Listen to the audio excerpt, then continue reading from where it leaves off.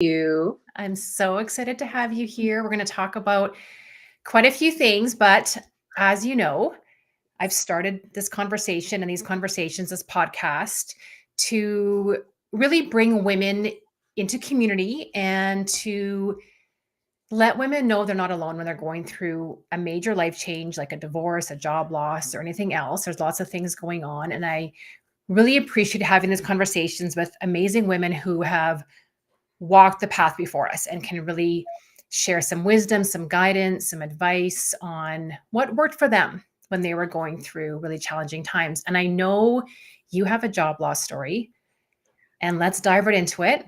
I'd love to hear your job loss story, what happened, and how you moved through that challenging situation. Sure. Yeah. So I transitioned from being a hairdresser to managing people's billions, which sounds a little crazy, maybe, but I luckily got my life insurance license while I was still a hairdresser. And because I was curious about the financial world, I was one of those kids that just didn't grow up learning about money. So um, there's a really long story there, but I ended up having an opportunity to kind of get into the financial world. So I took this life insurance course. The day after I found out I passed the exam, I met this person at a picnic and she was like, "Oh, well, you should probably like go talk to my husband because there's an office open and you should go work for this, investment firm." And I was like, "Oh my gosh, this sounds like crazy." But sure. So I went and talked to him. Then I found out what I needed to do to get hired, and indeed there was a position open that I would probably be able to get if I, took this training, which I wanted to take the training anyways, and I was able to at the time. So I did that, and 3 years later, after working through all the training and starting an office and bringing in millions of dollars of investment money in the community, they fired me. And I got the phone call, Mm. and I was sitting in my office, and my assistant, who was like my best friend at the time, because you got to hire your best friend, um, which was really awesome that she was there for me that day because I was a pile of tears. Yeah, they fired me and they said, "You're not bringing in the commissions that we expect of you," which I knew that. But I still just had this feeling like everything was going to be okay. Like somehow, even though I was terrified and it was the most stressed out I'd ever been, it was such a blessing that I got fired because I was so stressed out at that time. For about 6 months Mm. leading up to that, I was like, I knew I wasn't hitting my commission targets. But the commission structure itself just seemed like such bullshit to me. Like I was like, how am I getting paid to help people with their money, but this is how I'm getting paid, which is a complete conflict of interest. Like this isn't even fair to these people that I'm getting paid like this to do these things. So it just really was Mm. out of whack for me morally. It didn't work for me. It had me just more stressed than I'd ever been. So the day I got fired, even though I was devastated, I cried for hours. I had to clean all my stuff out of my office. My best friend, who was my assistant, was now put into a position by the head office that was signing her paychecks to basically become like a cop and escort me out of the building. And she was my friend for Mm. like years before she was my assistant. So yeah, my heart's like like it's like childbirth. I had a baby once like 17, 18 years ago, and I never think about it because it was traumatizing. That's what's happening to me right now. I'm having like palpitations, Mm.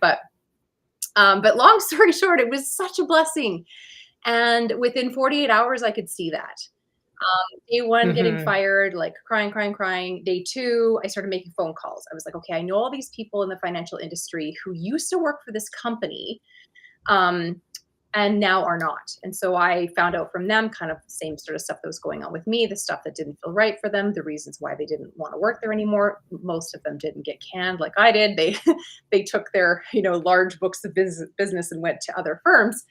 However, I immediately realized that there were so many opportunities out there and I would have never even known about them had I not had this comfort zone little thing, end.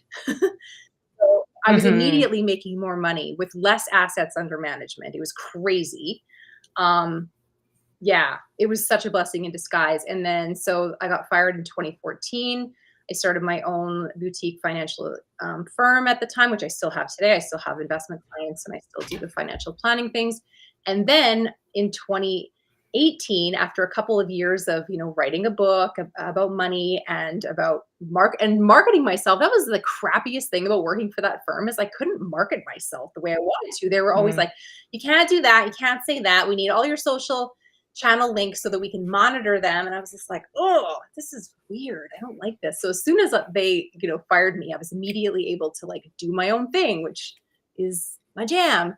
I had no idea what I was doing, but I had this like gut feeling about what I should be doing on social media and how I should be showing up and the things I should be saying. And I just kind of kept following that intuition. And then I started having some female entrepreneurs in my world messaging me and seeing me at like, the grocery store or whatever, being like, whoa, like you're on fire. Like you wrote a book and you're doing all this stuff online and like, holy cow, like, how are you doing all this? And so I started getting this question a lot. And so I decided to hold a women's marketing workshop. And then I kind of kept holding these one-off workshops, and you know the story about that. I eventually realized that what I was missing was a community, and that I should be building community off of these workshops and these one-off events. Well, I definitely want to talk about community, but I just want to go back to what you were talking about, where you felt out of alignment in this job, right? So I hear that a lot, and that happened to me too. Deep down, we know we're not really meant to be there, and yet we stay because what you said, well, it was stable, right? I did this for 3 years. I invested a lot of time and money and energy into creating this job, right? And nothing's wrong with jobs, nothing's wrong with working for other people, but when it feels out of alignment, it's so interesting to me that so many of us just stay there anyways, even though we're not 100% happy. Why do you think that is? I think that because we're not quitters. We need someone to slam the door in our face and be like, go, because we're not going to do that. We're not going to quit. It's just not how we're built. I think that's short. I really appreciate that perspective, Lindsay. I really appreciate that perspective, because when that happened to me, I was like, why did I stay so long?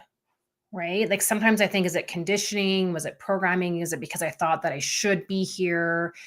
And I know for me, it was that scary, like I can't do anything else, right? Like I'm looking for something else to go to. But as soon as that, I got kicked out the door, so to speak, all of a sudden, like what happened to you is all these doors started opening. And it's so interesting how, well, those doors were always there, but we almost like just keep ourselves, we're almost getting in our own way of our own success and our own wanting to do what's actually right for us. Yeah, like we have the right work ethic, we have the right toolkit, we have everything we need, but we're in the wrong place. We don't know that. And everything that we've ever been taught, if we were raised to be confident, if we were raised to be go-getters, if we were raised to just like fight, which I was, we don't quit. We don't walk away from anything. We just keep grinding. And it's not fun, but I've never done it before that. And I know what it feels like now, and I won't do it again. Never, ever let myself feel like that again. But I didn't know. You don't know what you don't know. So I have no regrets about any of it. There's a lot more to that story that really wasn't my fault. For example, the person that stepped into that office the day after I walked out had been promised that office, and they knew for months and months that I was going to get canned. And there was assets that they could have put into that branch to save me that they didn't, and they waited until I was gone and they gave them to this new person. So there's things that happen that like, you're just like, well, like the cards were stacked against me. I was screwed. Like I couldn't have done anything better. And I was in the wrong place. I was not being compensated in a way that felt good to me. I was not valuing myself for being compensated the way that I was. So none of it was aligned with my values. I mean, you don't know that stuff until you get a little older, right? I was in my late 20s when this happened. I was trying to figure out who I am and what I actually value. Back then I thought I just valued,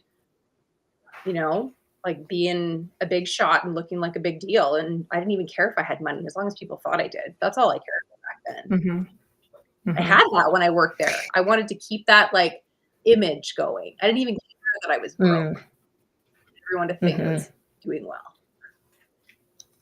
It's interesting how adversity and challenging times actually brings out what's important to you.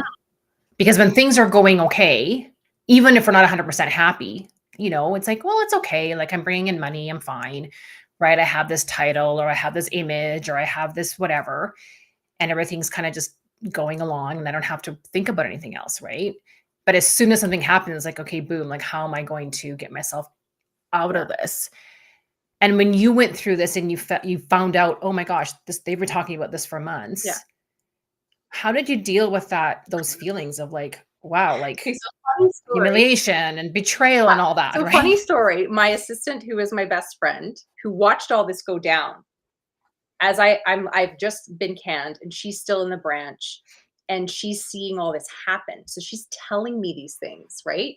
So the first day she told me what she had seen, it was like you when you got fired and you like took off on a road trip. I did the exact same thing. I was like, I Mhm, got nowhere to be. I want to go visit my mom and my mhm. brother and my sister, and I want to go back to my hometown and visit my friends and like go hang out on the farm that I used to spend time with my best friend. And like I just like got the heck out of Dodge and I went up north. And on the drive, I don't know if you've ever driven Highway 22, Cowboy Trail north of Cochrane to get like you go up to Whitecourt. And anyway, so it's a little zigzag. I've done it a gajillion times. She's telling me what I was just telling you about this other person coming to the branch and instantly being handed like millions of dollars of assets that they could have given to me. And I literally just like don't even know where I don't remember anything. All of a sudden, I'm in like I'm like my kid's in the car with me, and of course he's glued to his iPad watching a movie, so he doesn't know anything either. All of a sudden, I had no idea where I was. I had missed my Oh my turn like a gosh. half an hour before, and I was like literally driving into the mountains on some road I'd never been on before. I Oh was my like gosh. so yeah, I mean, I was still reeling emotionally from like the most stress. Like it's crazy the stuff. Like I did some crazy scary things when I was driving within that first 48 hours of getting fired too. Like Mm. it was such I mean, I know I'm a better person because of it, but I'm really glad that no one died or that I didn't crash or end up, I don't know. Well, we're dysregulated, Oh my right? gosh. Like, it probably wasn't what you would the language you used back then, like, that certainly wasn't the language that I used when I got fired, but that's definitely what happens, right? Like, we go into some sort of shock, we go into Mhm. disbelief, like, our whole life has been turned upside Yeah. down. We're dealing with a whole plethora of different feelings and emotions that are wide ranging all the time, right? And so, although I, like, love the idea of a road trip, maybe the advice is maybe Maybe wait get 24 like on a hours. plane or something that you're not driving yourself and don't drive Right. to the airport. Right. Yes. Get away, but do it safely, right?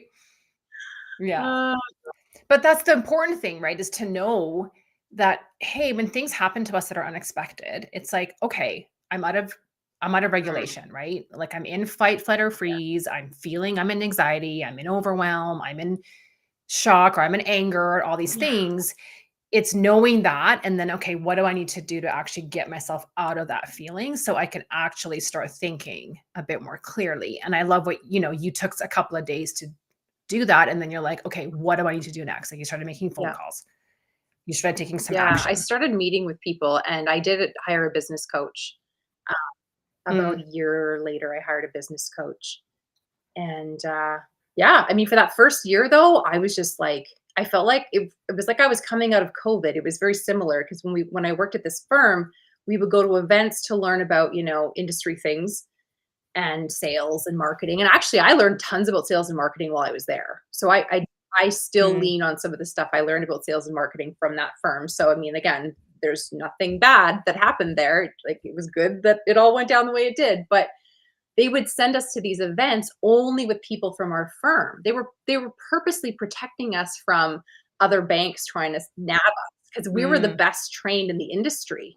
Like it was known. So it was like yeah, they didn't even want us on LinkedIn. They were just like, please keep your blinders on and stay in our little cult.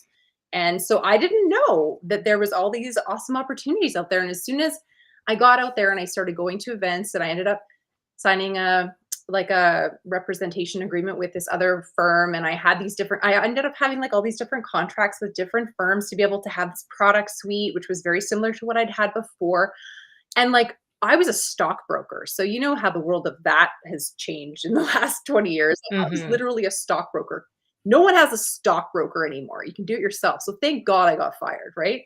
But anyway, Mm, it was crazy that first year, the people I met, the things I learned about, the opportunities that presented themselves to me, one of which was going to a conference in Kelowna, and that's where I met my business coach, and he was up on mm, stage, and he was doing all the things, like, you and I were working on a workshop together recently, and I was saying a lot of the things to you that I know when I watched him do his presentation, and I know what pulled me in. It was like, all those same things. So I learned from him. I ended up taking a couple months to percolate on the idea of investing in a business coach when I didn't really have any money to do that.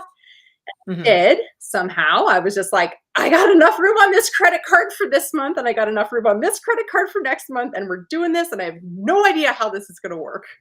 Please God, let this work. Like, literally, please God. I was just like, I have no idea. And I did it. And I immediately started making more money. And my marketing just got better because I got more confident. He drilled into me how to be more confident. He was always like, it was like having a teacher, a piano teacher who would slap your wrist with a ruler when you would screw up. It was almost like that little, like, what did you just say about yourself? Or like, how did you just word that? And I was just like, ah! And it was so good. It was like the confidence I needed. It was an incredible experience. I can't imagine where I would be today if I hadn't invested in that coach. It was fun. Mhm. Mhm. What's your number one advice then to someone who's going through a job loss like this, or they've gotten fired, or they're not really sure what to do next? Like when that happens, we lose our confidence, right? Like I know that's for me. I was like, oh, my confidence is down the drain now, right? Like someone doesn't want me. I've been rejected. Obviously, I'm not good enough. Like all these stories that we tell ourselves. Mhm. What's your number one piece of advice to start that confidence building process?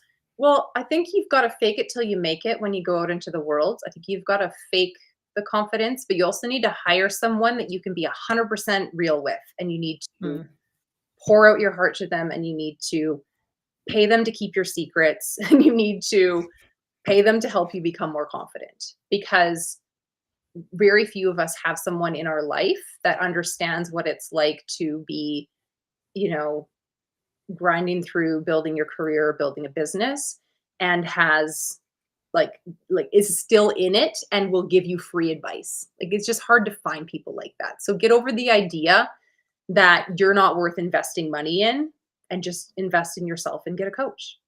Find yeah. someone who's been there, who's struggled through the things you're going with, and has come out on the other side with a blueprint that you want, and pay them for it and let them walk you through how to do it. And you might not get the right coach the first time, but you have to trust that you will. And you also have to, um, you just have to change up your group. You have to change up your Mm, people. Like, you can't, yeah, like, I completely changed my friendship circle, and the people, and my days looked totally different, right? Like, once I started going out into the world, and now people are still being weird after COVID. People are still staying at home way more than they should. They're saying no to things, or they're saying yes, and then at the last minute they're bailing out because they'd rather watch Netflix. Like, stop doing that. mhm, We've been conditioned to stay home because of the last 3 years. Like, no, no, no, that's not going to help you. It's not going to mhm, help you. Whatever little mhm. voice that's telling you that in your head, that it's more comfy and cozy if I just stay home instead of going out to that event. No, get your ass to that event, meet the people, trust that you're supposed to be there to meet someone or hear something, or meet someone who's going to tell their friend about you a week later. You might not even feel like you should have been at that event for a week or two, and then bam, someone connects you with someone. And if you hadn't been at that event, no, no, no, no, like, it's a whole thing that you can't have if you don't get out of your house. And I'm Mhm. guilty of it too. And that's why I have a community where I have to hold events that I have to go to, because I have to go to the events. You have to be at your event. Yeah. Tell us about your community, your YYC Friendpreneur community, how that came to be, why I mean, obviously, I know why community is important to you. You've alluded to it a little bit, but, like, the importance of what you've learned from your community, Mhm. what your vision is for your community, all that Yeah. kinda good stuff. Well, it's our 5th year. So this month is our fifth birthday, the YYC Foundation. Woohoo! It's 5 now, which is crazy.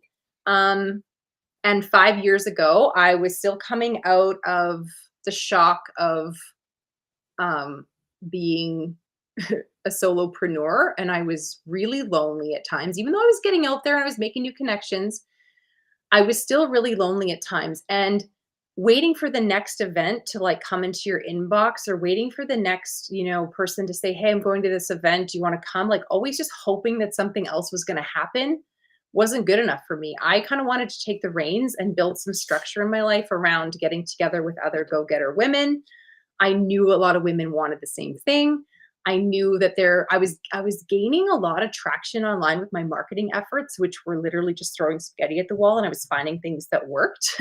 So I just knew that there needed to be something, but I didn't know what it was. And then I went to the Hoffman retreat, which was gifted to me and 26 other people. And the first night that I was there, I had this clear vision for what you and I are now experiencing in the YYC Fempreneur community. I was having a vision for how these events would go down. I had visions of me standing on stage and bringing up other women speakers. I had visions of me coaching women on my computer. Like I saw it, and I was like, Mm, whoa. So then I wow. started working backwards, and I was like, well, how would I actually do that? And it's like, well, I got to start, if I'm going to be coaching women, I got to start coaching women. I don't need to charge them for it, but I got to start like teaching them what I know. Like there are things that I know that work. Like I know that these things work. So I can teach them those things. And there's going to be things that they want to know that I don't know. And I'm just going to say, I don't know, but I'll find out, or I'll point Mhm. you in a different direction. So I decided to start a completely free 6-week marketing school for women. And I decided to do it at 6 a.m. because moms with kids would be able to like have the house quiet still, and maybe moms that worked or women that worked would be able to still do that and then get to their job if they weren't working in their business full time. And I ran a completely free 6-week marketing school for about a year and a half. And I think to date there's like 170 some women that completed it, but the first 100 women they completed it completely free. And then I kind of switched back and forth between giving it away as a gift or a prize and then charging for it.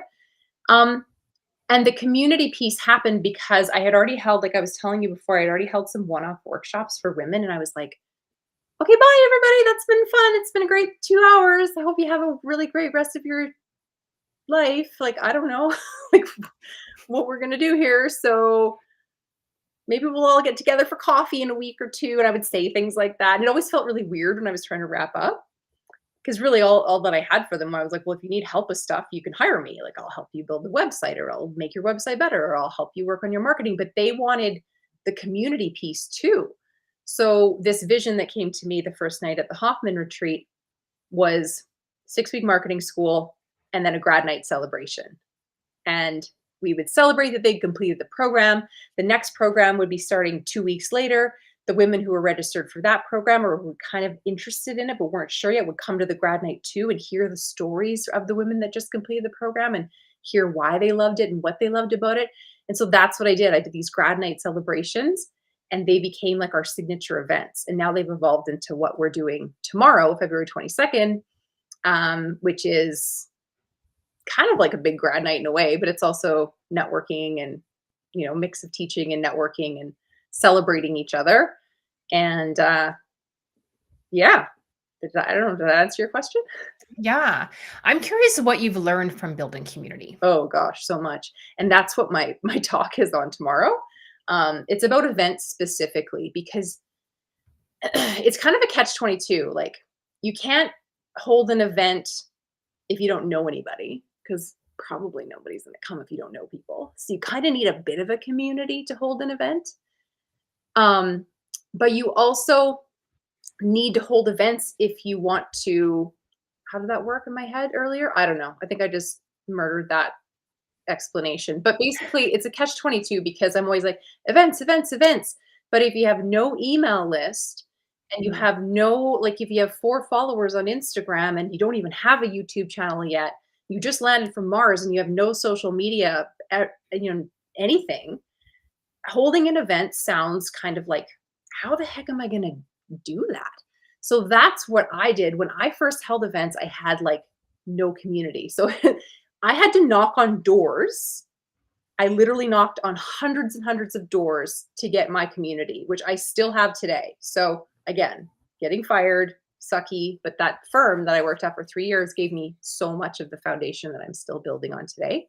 So if you don't have a community, this is lesson number one. If you don't have a community, you still have to hold an event every once in a while. It doesn't have to be at a physical location.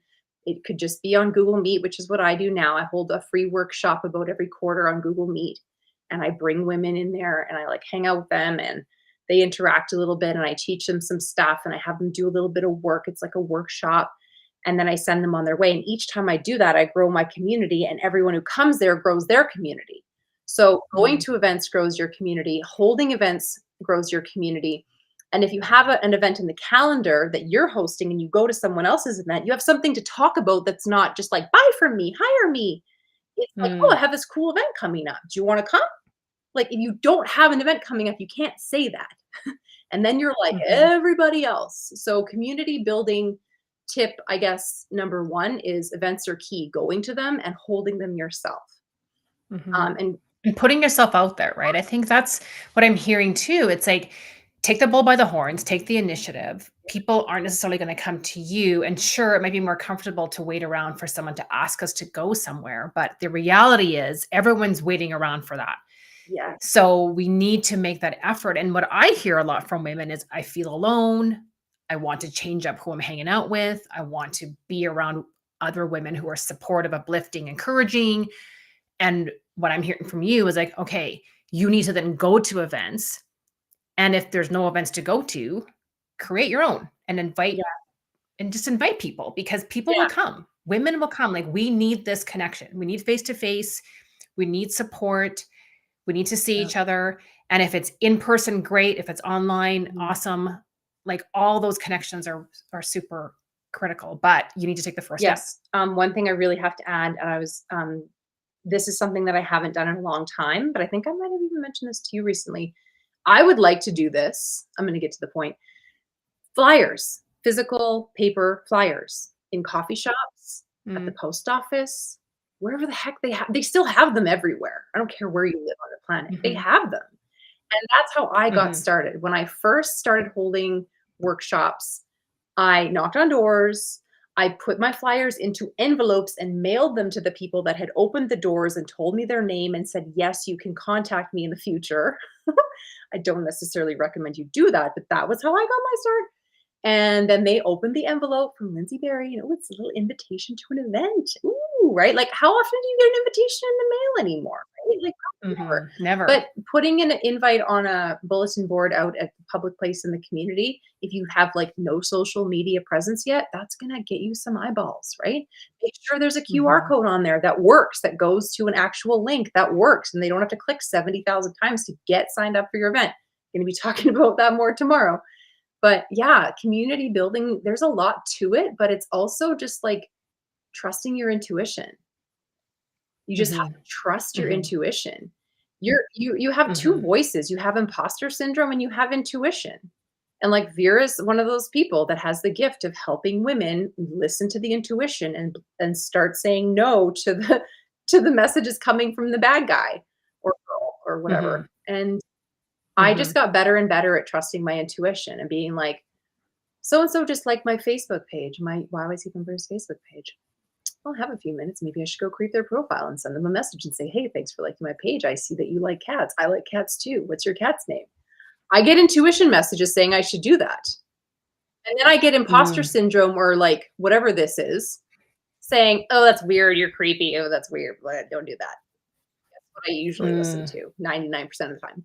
Because this is actually how I've grown my community. And you've been doing more of And it's working. So now you have evidence. You're like, okay, like, maybe it feels weird the first time because it's outside our comfort zone and we're just not used to it. And putting yourself out there is really vulnerable. I mean, I've done it too, where I've put up flyers on the boards at the coffee shop, and it's weird. It's like, oh gosh, there's my name, there's my like, phone hey, number, right? Yeah, it's really vulnerable, right? But once you start getting people connecting with you, it's like, oh, wait, that worked, right? Oh, my intuition didn't steer me mhm. And for wrong. the love of God, put your face So on all of your marketing, please, humans. Whoever's listening to I this or know watching this, if you put anything out there on social media that is just words on a stock image, I'm gonna come after you and yell at you. So for those of you who are so for those of people who are listening after February 22nd, so I know so we have this event coming up tomorrow. I'm super excited to be a speaker this year. I'm super excited to hear the other speakers. I'm just really looking forward to connecting with all the amazing women in your community. But for those who are listening after February 22nd, will you be recording? Can we listen to the Yeah, that's recording? the goal. What's the deal with that? The That's the goal goal. is that I Okay. will record all of the workshops and that I will have each of them on a separate episode of the Fempreneur podcast. Maybe your recording will be on your podcast too. I don't know what you're going to Mhm. decide to do. But technology isn't always our friend, so no promises. I'm going to do my best. I'm pretty good. But at the very least, go Oh, follow yeah. YYC Fempreneur, Yeah. right? How else can people get in touch with Yeah, you, the best Lindsay? thing to do is just go to my website and browse around. You're going to find YouTube videos, you're going to find the latest and greatest events, you're going to find the podcast, you're going to find the blog. I go through phases with the blog. I'm in a pretty bloggy phase right now. I've got a lot to say these days. So, um, Mhm, yeah, I mhm. So yycfrempreneurs.com. I'll put the link down below in the show notes for everybody. So join Lindsay's community because that's the whole point here is like join mean, community, be part of other women who are, doing their thing, being vulnerable, supporting other women. And if you're not an entrepreneur, that's okay too, because we all need people to support entrepreneurs, right? We all need people to support our businesses, learn more about us, and you're going to be part of an amazing community, regardless of where you are, what stage you're in, what you're doing. yeah. It's especially in person. It's just so important to have that connection. So join Lindsay's Mhm, community is my mhm. message. Please. Yes. Any other parting words of wisdom, Lindsay, before we close our conversation that you would want to share with other women who are going through getting fired or going through something else or just considering what to do next if they're feeling a bit stuck? Yeah, I mean, just back to like why we need community. If you're feeling stuck, it's probably because the people you're spending the most time with are not the people you should be spending the most time with. Probably need some Mm, new friends. I'm going to say mhm, that louder. You probably need some new friends. So get out of your house, take off your sweatpants and put on some regular pants and get out there and make some new friends. If you're an entrepreneur, they have to be entrepreneurs. I'm sorry. It is a bit of mhm, a cult, but it's a thing. You have to hang out with entrepreneurs or you're going to feel stuck more. You're going to feel confused more. You're going to feel crazy more. I was like getting the weirdest looks from all my friends back when I started posting about my business on social media. They were all like, "Oh my gosh, you're always like putting yourself on the internet." And I'm like, "Yeah, because I don't just get a paycheck from a crappy job. I have to work and like get clients. Like that's mhm.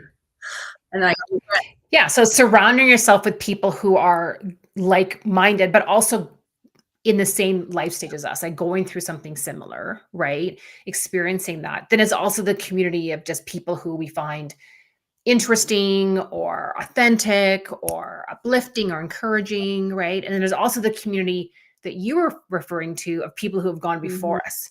And it can be that community can be crossing over to the other communities, but people that we can learn from, right? People that we can hire to teach us, people that we can get mentored by, people that we can be inspired by that we can say, hey, like they've Yep. done it, right? Here's how they've done it. And then it gives you confidence that you can do it too. Like we need all those different types of communities in in our life, I believe. Yeah, changing your environment is huge. And like even retreats, like you've held retreats. I have a retreat coming up in April and another one in January. And like getting people out of their normal vibe and getting them into a place where they have permission to ponder what they want and how they feel and basically force them to get in touch with their intuition and then create from that place of being in touch with their intuition. So if you've never been to a retreat, you don't have to come to my retreat. You don't have to come to Vera's retreats, but go to a retreat of some kind, right? Mhm. There's so many Mhm. ways to find new, inner circle people and to rewire your brain in a better way. So just don't be afraid to try new Mhm. things and get out of the old sweatpants in your same little space that you spend your time in. Yeah, exactly. Well, thank you for being part of my community. Thank you for accepting me. Oh, Not that you wouldn't, but thank you for just being so generous with your community and so generous with your time, your energy, and with supporting me and supporting other female entrepreneurs. So grateful for you. And I look forward to working with you tomorrow and in the mm, future.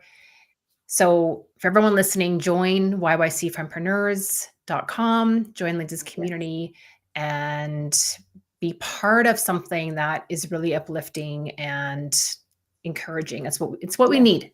It's what we need in our world, right? So thank you for being on my show. Really And it was appreciate our it. 1 year anniversary, Vera, you and me. We met in person for the first time like exactly a year ago. We did. I met at your big event. That's right, which was amazing. And I met a lot of amazing women at that event that we've gotten to be friends, and we get out for coffee and we chit chat on LinkedIn or on, over text. So, and that's the beauty of that, right? You just never know. And it was really interesting too, because one of the ladies that I met at your event last year, we both kind of sat beside each other and we were both saying like, oh, it's kind of like always awkward coming to these things. You're by yourself, you don't know anybody. And we were kind of laughing about how we forced ourselves to come because we knew that it was the right Mm, thing. Right. And we're so silly. We overthink it. Like we're so worried about, we're not going to know anybody and no one's going to like me. Like, I don't know. We go back to like our 10-year-old self or something. And then you show up and everyone's like so lovely, super welcoming, so friendly, just wants to chit chat. And it's like, why was I so worried in the first yeah. place? Right. Like people who go to events like that are good people. So don't be scared about showing up to events. You're always going to meet someone who's amazing. And if not, you be that Mhm. amazing person, right? You be the one to say hi first. And you just never know where that conversation is going to go and where that's going to take you. So Amen. with that, we'll wrap it up. And thank you so much. And we'll see Yeah. everyone soon.